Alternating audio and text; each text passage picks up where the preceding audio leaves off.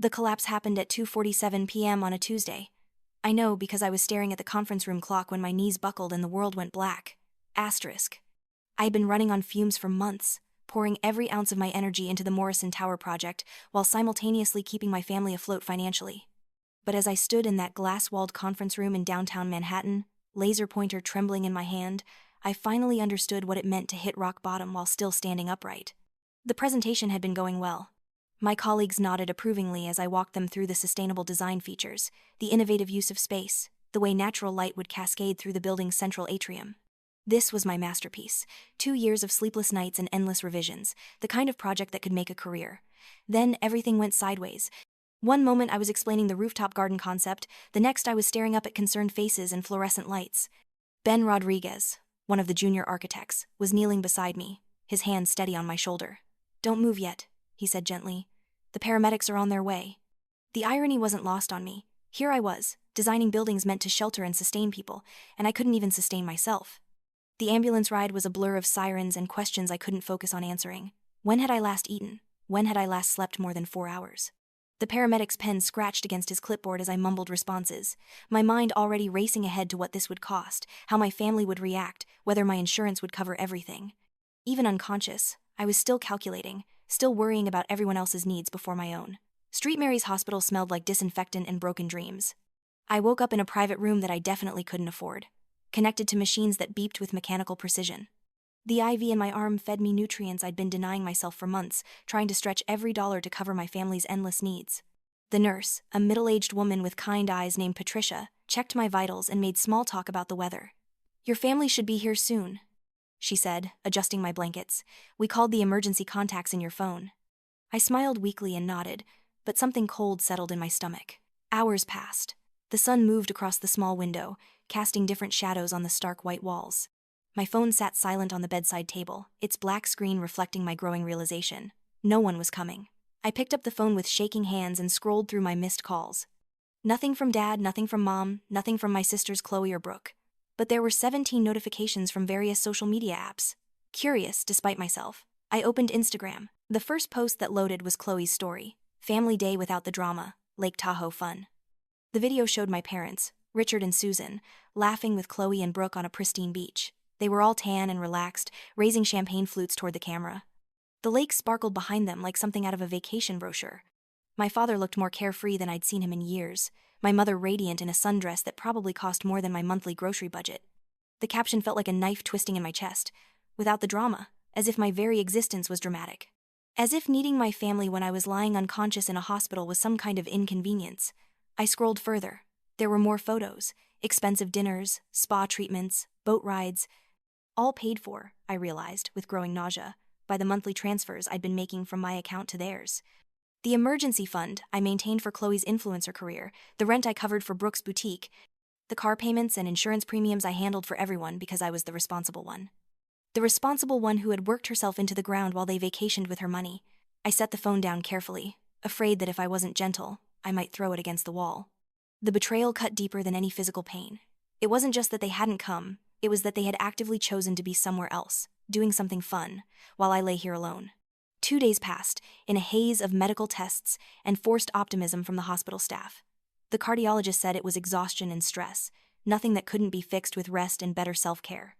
The psychiatrist asked gentle questions about my support system that made me want to laugh and cry at the same time. Support system. What a joke. On the 3rd day, my phone finally rang. Richard Vance flashed across the screen. I stared at it for 3 rings before answering. "Alara, thank God." My father's voice had that familiar edge of impatience. "We need you to wire $5,000 immediately. Chloe's photographer fell through and she needs to book a new one for tomorrow's shoot. You know how these brand deals work." Not, "How are you feeling?" or "We heard you were in the hospital." Just straight to business, as always. "I'm in the hospital, Dad." My voice came out smaller than I intended. "What? Since when?" "Since Tuesday. I collapsed during a presentation." A pause. "Well, are you okay? Can you handle the transfer?" I closed my eyes, feeling something inside me finally snap. "I can't do the transfer." "What do you mean you can't? It's 5,000, Alara, not 50. Don't be dramatic." Dramatic. There was that word again. I mean, I can't and I won't. The silence stretched between us like a chasm. When he spoke again, his voice was cold. We'll discuss this when you're thinking clearly. Obviously, the stress has affected your judgment. He hung up before I could respond. I sat there holding the dead phone, something new and unfamiliar uncurling in my chest. It took me a moment to recognize the feeling: relief. For the first time in years, I had said no to my family and the world hadn't ended. The next morning brought a visitor I wasn't expecting.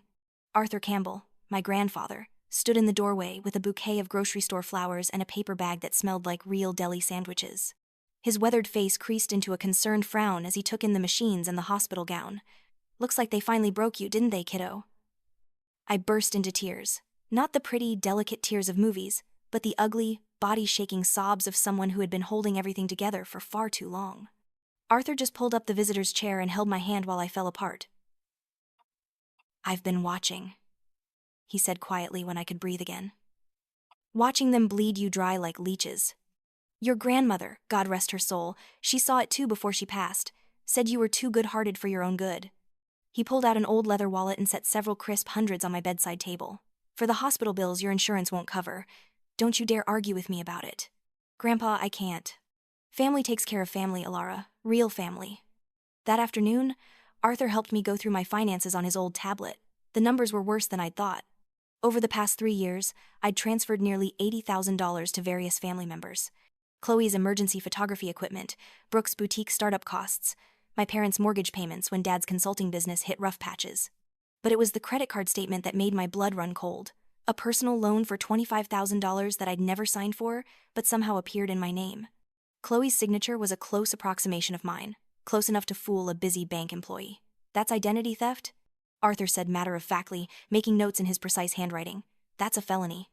I stared at the document, feeling strangely detached. My own sister had forged my signature to fund her lifestyle, while I worked 16-hour days and survived on ramen noodles. "What do I do?" I whispered. "You stop being their ATM," Arthur replied. "Right now, today." One by one, we went through my accounts. I changed passwords, canceled automatic transfers, and closed the joint credit card that Chloe had access to. Each action felt like cutting a rope that had been strangling me slowly. My phone buzzed constantly as the changes took effect. Texts from Chloe: "What happened to the transfer?" "Emergency." Calls from Brooke: "The boutique rent bounced, fix this." Voicemails from my mother: "Alara, honey, call me back. There seems to be some confusion with the accounts." I turned the phone off and felt lighter than I had in years. When I was discharged a few days later, Ben picked me up from the hospital. He'd been visiting every evening after work, bringing me books and decent food and stories from the office that made me laugh despite everything. "Your project got approved," he said as we drove through the city. "Morrison Tower is going to be built exactly as you designed it." I should have felt triumph, but instead I just felt tired. "That's good." "It's more than good, Alara. It's career-defining. You're brilliant, you know that?" I looked out the window at the familiar streets, seeing them with new eyes. When had I stopped believing in my own worth? When had I started measuring my value only in what I could provide to others? My apartment felt different when I walked in. Smaller somehow, but also more peaceful. There were flowers on the kitchen table from Ben and a stack of missed package delivery notices. Probably more things I'd ordered for other people and forgotten about. I made myself a real dinner for the first time in months, pasta with vegetables and actual protein, and sat down to eat it slowly. No rushing, no multitasking, no phone calls from family members who needed something. Just me and the quiet satisfaction of taking care of myself. The social media storm started the next week. Chloe posted a tearful video about family betrayal and financial hardship. She managed to make herself look like the victim, sobbing prettily about how her own sister had abandoned the family in their time of need. The comments were predictably supportive of her, full of outrage at my supposed cruelty. Brooke's approach was more subtle, Instagram stories about loyalty and gratitude with carefully chosen quotes about family bonds. My mother shared articles about the importance of supporting your children's dreams. I watched it all unfold from my couch, feeling strangely calm. Let them rage. Let them manipulate their followers and paint me as the villain. I knew the truth, and more importantly, I was finally free to live it. Ben was the one who suggested fighting back.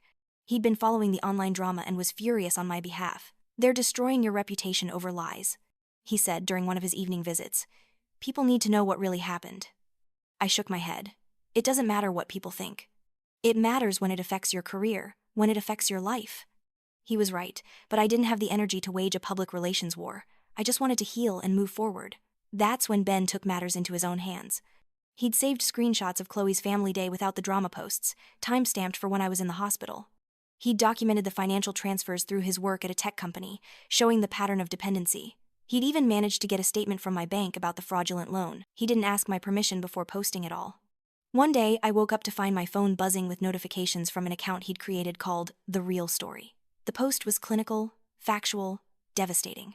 While Alara Vance was unconscious in the hospital after collapsing from exhaustion and stress, her family was posting vacation photos funded by her money. Here's the timeline. The internet, for all its faults, has a keen sense of justice when presented with clear evidence. The story went viral within hours. Chloe's comment sections filled with people calling her out. Brands started distancing themselves from her.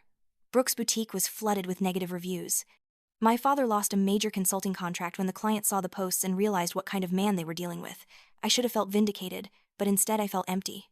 This wasn't the victory I'd wanted. I'd wanted their love, their respect, their acknowledgement that I mattered beyond my bank account. The legal papers arrived a month later. A petition for emergency guardianship, filed by Richard and Susan Vance, claiming that I was mentally unstable and financially incompetent. They wanted legal control over my assets and medical decisions. I stared at the documents in disbelief. They weren't just trying to guilt me back into compliance.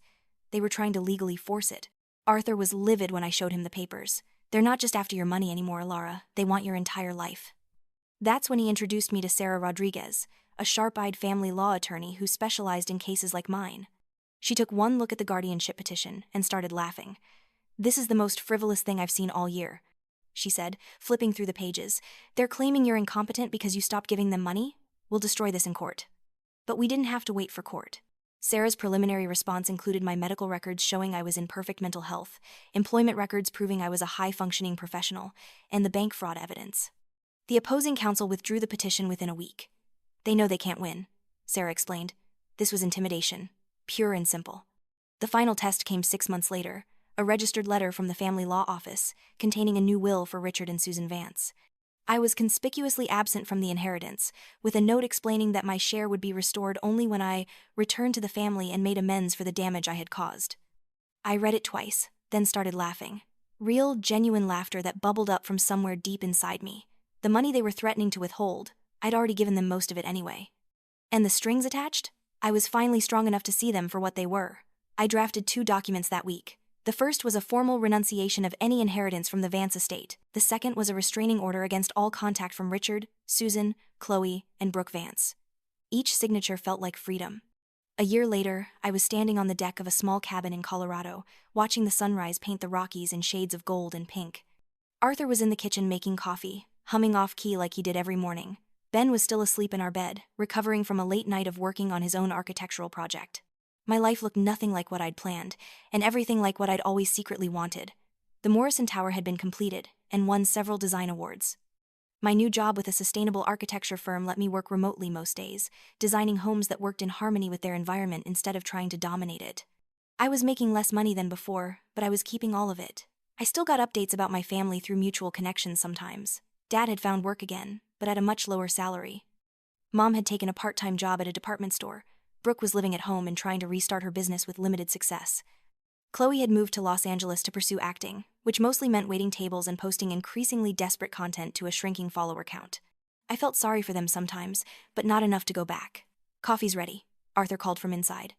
I took one last look at the mountains, breathing in air so clean it almost hurt my city-trained lungs. This wasn't just a new chapter of my life. This was an entirely new book, and I was finally the author. The peace I'd found wasn't the absence of conflict. It was the presence of boundaries. It was knowing that I mattered, that my dreams were worth pursuing, that love without conditions was possible. Ben appeared in the doorway, hair messy from sleep, holding 2 steaming mugs. He handed me one and settled beside me on the porch swing Arthur had built. "What are you thinking about?" he asked. "How grateful I am," I said, and meant it completely. The sun climbed higher, warming our faces and promising another day of possibilities. In the distance, a hawk circled lazily on thermal currents, free and wild and exactly where it belonged, just like me.